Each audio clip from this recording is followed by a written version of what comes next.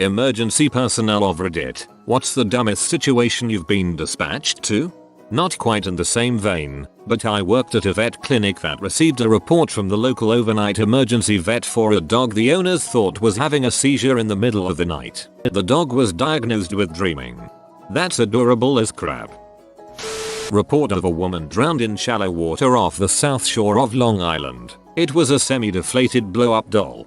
A tragic loss indeed. Briefly shadowed a small town fire department. Lady called in that some dude was impaled by a branch while pruning trees. Rushed over there. It was all makeup. They were shooting a film. All the neighbors had been notified but she forgot apparently. Got called for a child whose grandfather and legal guardian was actively abusing her. Notes said screaming and crying was heard in the background as well as "don't hit me again and he's trying to kill me." Turns out a 12-year-old girl had snuck to go see her 20-year-old boyfriend and came back drunk and stoned reeking of weed, and when her grandfather tried to punish her by taking her phone and grounding her, she grabbed a knife and tried to stab him. In the process of disarming her, he pushed her backwards and into a table, knocking a lamp over. It was at that point she grabbed a phone and barricaded herself in a room and called 911. I'm not the emergency personnel in this situation, but I called 911 because I found my neighbor, an elderly lady, lying on the ground outside. She was slurring, unable to get up, and generally dizzy looking. I thought she had a stroke. They got there and were talking to her for a few minutes before telling me that she was just drunk. Calling was smart. If a diabetic's blood sugar gets too low, their symptoms mimic being drunk.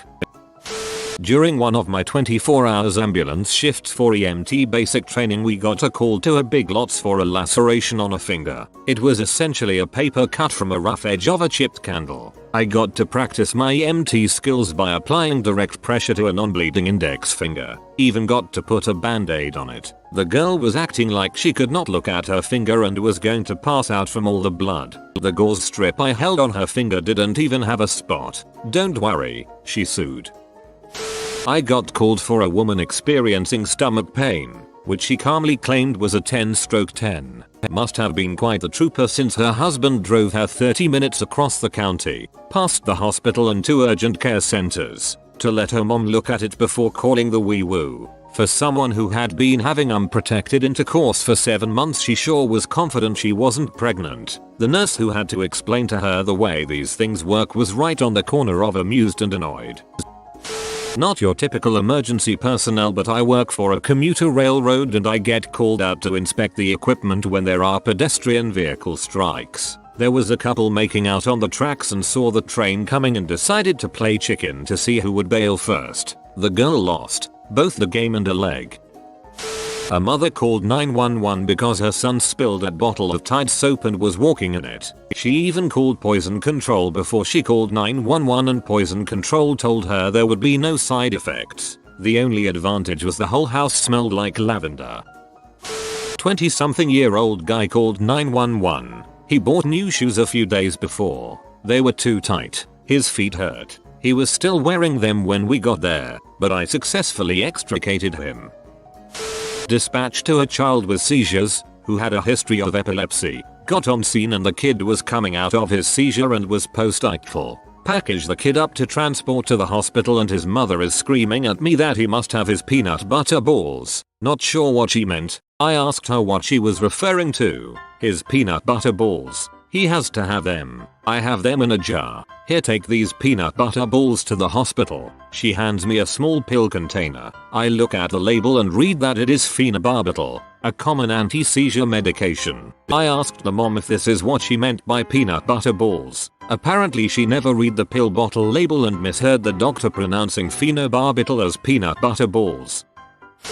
Guy moved out into the country. His 1-2-acre lot was surrounded on 3 sides by farm fields. Come harvest time, he calls 911 and blocks the farmers' access to their field with his vehicle. Wants me to force the farmers to stop harvesting because when he leaves all of his windows open, the inside of his house becomes dusty.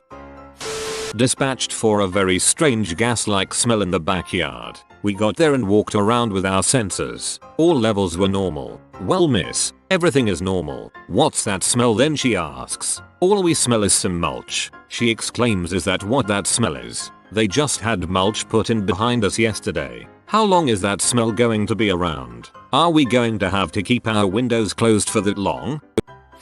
Lady with Alzheimer's called 911 for a spider in her kitchen, but described it as someone in her kitchen. As if that isn't silly enough, the spider didn't even end up being a spider. It was a dead fly on her windowsill. She needed a bird to catch the spider to catch the fly. Firefighter and 911 dispatcher here. Once as a dispatcher, took a call for suspicious activity. What was suspicious? There was a bicycle in the front yard of her neighbor's home. She told me, "I've never seen a bike there before and it just seems weird." We didn't even bother to dispatch that one. As a firefighter, once during a huge rainstorm, we were dispatched for a vehicle in the water. This intelligent gentleman has decided to try to ford a river that was several foot high in his small Toyota car. With his girlfriend in the vehicle, he drove into the water and predictable got stuck. He immediately jumped out and swam to shore, leaving her standing in the trunk with the vehicle stuck at an angle upward in the water. As we got his girlfriend out, he tried to pass it off as her fault. She slapped him, and none of us said a word about it. Another time we were called to a police assist. When we arrived on scene, the officer directs us to the guy in the back of his cruiser. The guy shows us his finger and says it hurts. The finger is covered in a paper towel held on the finger by a rubber band. When he removes the rubber band, we see that the top 2/3 of his finger has been amputated and has been unattached for a couple days. He had just been walking around with his amputated finger held onto his bloody finger stump for a couple days and just decided when he was being arrested that that was the time to deal with it.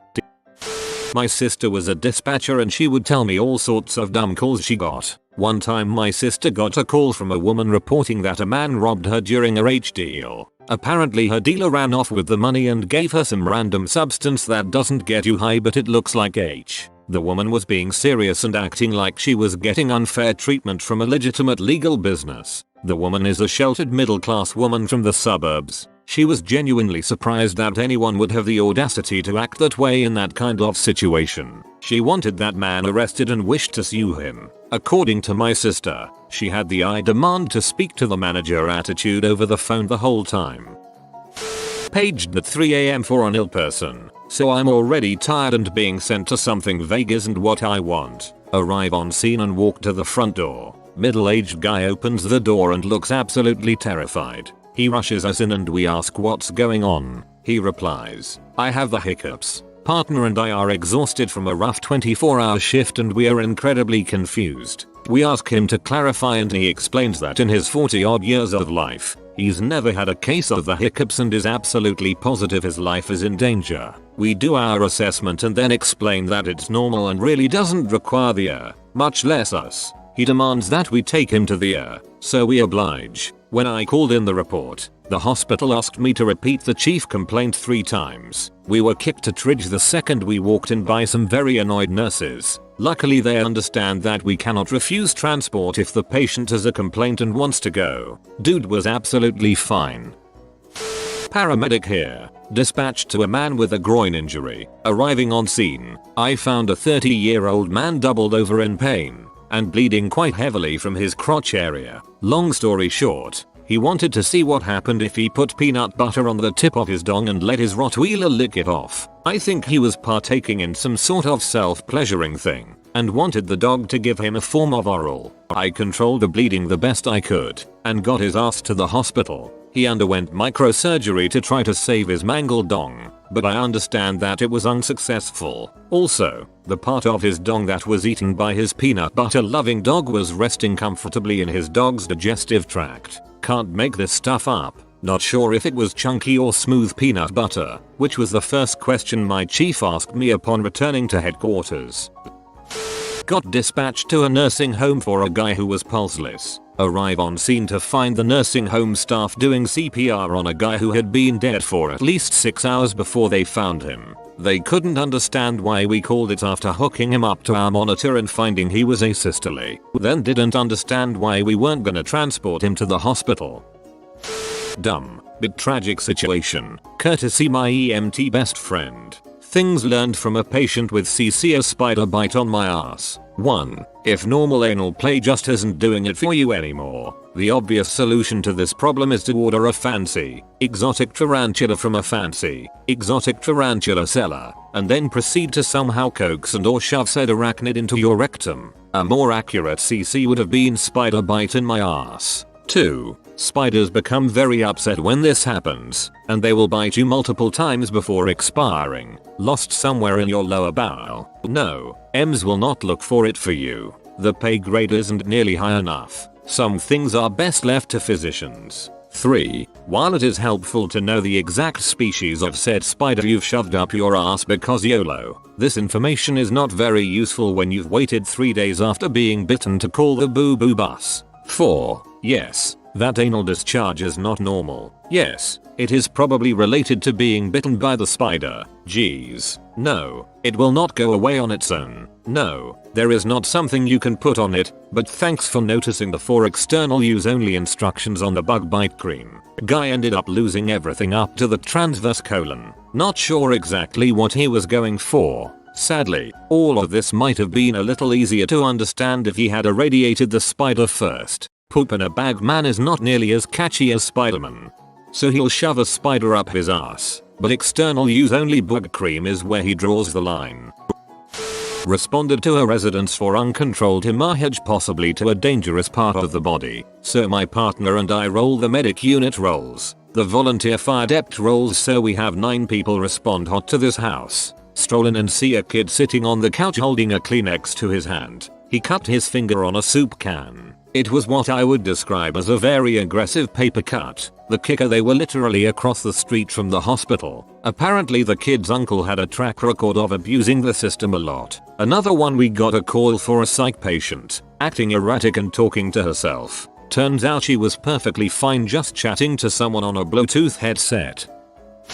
Not a paramedic but work in healthcare, and they train us in emergency care at university. Guy told us on a training day that they were dispatched to a house after a woman called in hysterics claiming her baby had been assaulted. Turned out her pet dog was mating with a neighbor's dog in the back garden and she got upset when she saw it. 45-year-old male locked inside car called 911. My buddy responded to tell him to unlock it, then try the handle. Another life saved. My ride along during EMT school had to have a certain number of hours spent working with a rescue squad. On a slow night, our third call was of a shooting that, at the time, had the victim in critical condition. We responded and come to find out, the victim put on a bulletproof vest and told his GF to shoot him. Well, she did, and missed the vest completely. Poor guy died later at the hospital. No alcohol involved either. Kid got his head stuck in a fence. Then he got stung by a bee. Everyone present that day, including the kid, found out he was allergic to bee stings, so then they had to resuscitate him. Good times. A man on PCP who broke into an apartment, stole a pair of women's panties, changed into them, was discovered and chased away by the woman's boyfriend, and we found him running around the neighboring abandoned lot wearing nothing but said panties.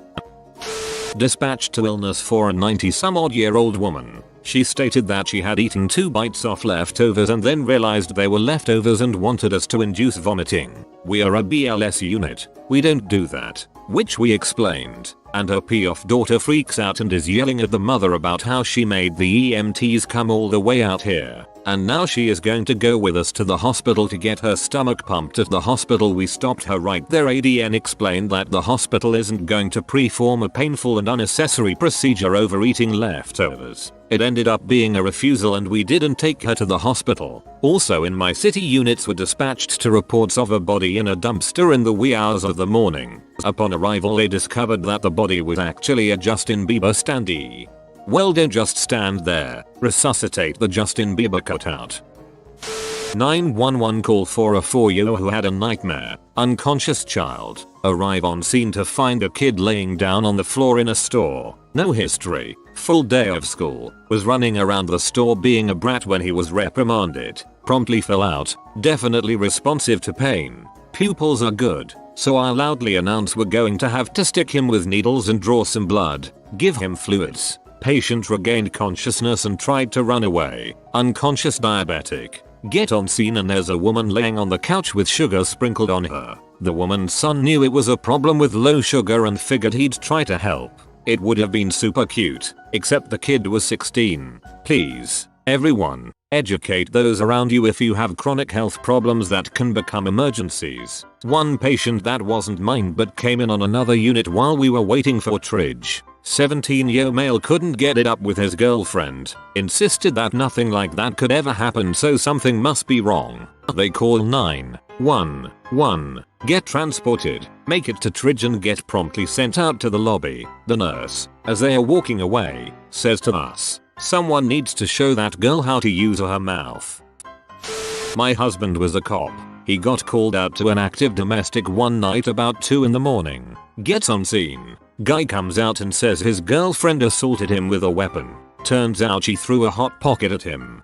The most devastating of weapons, simultaneously frozen hard and molten hot. Easy one. Got called for a woman who had a miscarriage on the toilet. Show up, and it's not a miscarriage, just a big nasty turd. So I worked for an EMS crew at a major university. There's one event that happens every spring where the undergrads get absolutely wasted. I've never consumed more alcohol in a 24-hour period than as a student during one of these spring flings. We got dispatched for a naked drunk kid, which wasn't dumb by itself. No, what was dumb was that by the time we arrived, the kid had run off. Then we head back to base, and every 20 minutes or so, we get that call for the same kid in a different location. This goes on for a few hours, and if you plot the locations we were called to, you could see him inching towards campus. We finally found him passed out in the freshman dorms. You made it home. Hooray. My dad is a firefighter. He has a regular who calls 911. Because they get stuck on the toilet. No, they didn't fall in or get their intestines ripped out by flushing. They are so large that they lose feeling in their legs that they cannot get off of the toilet. He knows the guy by name now, and my dad says he is a pretty nice guy. He just needs to not sit on the toilet for so long. Sent to a lady whose 2-year-old kid had licked a baby wipe, like touched it to his tongue. Then he made a face and went on with his 2-year-old's day. Best part was that mum was a nurse and thought it might have burned his lungs. Ridiculous. Several years ago, when I was a paramedic for a volunteer fire department, we were dispatched for a possible heart attack. Arriving upon the scene, we grabbed all of our equipment and started to run towards the house. We were stopped by the house's owner, who was screaming, "She dead, she no move," and pointed towards his car. He had called 911 because his car's battery was dead. Responded to a medical alarm, that is, life alert, activation, with the patient not responding to the dispatcher's questions. Turns out it was an old lady who wanted someone to fix her TV. You're goddamn right, we fixed it.